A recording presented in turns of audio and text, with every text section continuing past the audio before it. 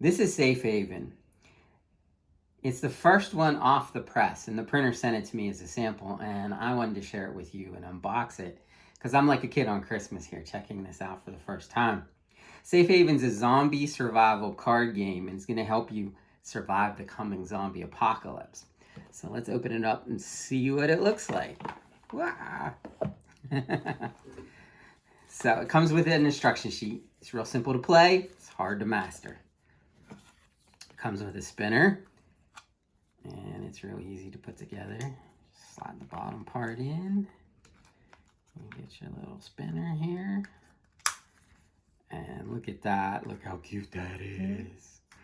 Spins. So what you're going to do is when you're playing the game, this is going to tell you how many zombies you're going to have to kill to stay safe. So that's what the spinner does in this game. Now it comes with 2 card decks. And the first card deck is your resources. And you're going to want to collect as many of these resources as possible because that's how you're going to kill zombies.